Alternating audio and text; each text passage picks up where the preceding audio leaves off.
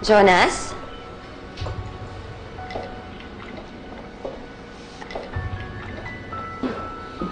Huwag mo sabihing pampainit yan.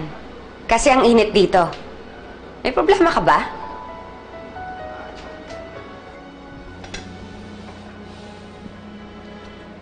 Totoo bang patay na si Isabel?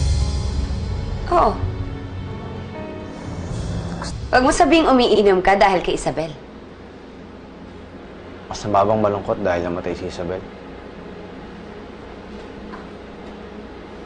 May pinagsamahan din kami ng tao. Minahal ko din siya. Kaya lang, akala ko matino siya. Pero gagamitin niya lang pala ako para mapalapit kay Catherine. Now you're making sense. Ikaw naman kasi, hindi ka pa sa akin naniwala noon.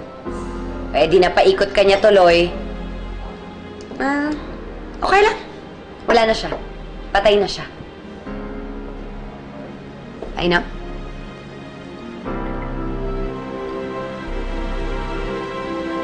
Manloloko siya. Pinaasa-asa niya ako, tapos yun lang pala yung intensyon niya. Isabel, kung naririnig mo to, sana patawarin ka. Sana patawarin ka ng Diyos sa ginawa mo sa akin. Kaya ko to. Kakayanin ko to. Jonas, kayang-kaya mo yan. Alam mo, nagtataka nga ako sa'yo kung bakit nagkagusto ka dun sa babaeng yun. Iniisip ko siguro, ginayuma ka niya. Samantalang ako, hello, tingnan mo naman, milya-milya naman ang ganda ko dun kay Isabel. Tsaka, alam mo ba, maraming nagkakagusto sa akin sa Manila. Pero lahat sila ini-snub ko. Pero ikaw, bakit ba natutorpe ka sa akin? Ha? Alam mo, wag mo nang pigilan yung sarili mo. Kasi palay na yung lumalapit sa'yo.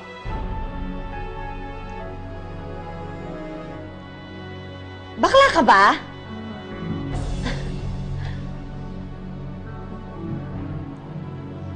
Alam mo, Jonas, bakla ka ata. Umamin ka nga.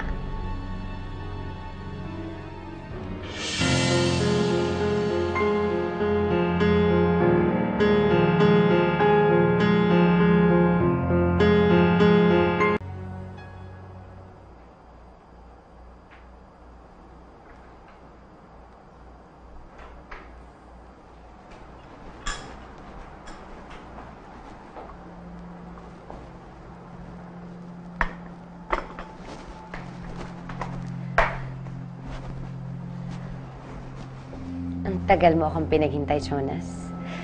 But, it's all worth the wait.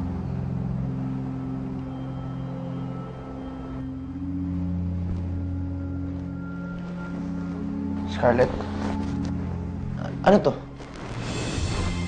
Jonas, anong ano to? Anong tanong yan? Ang ibig ko sabihin, bakit ako nasa kwarto mo?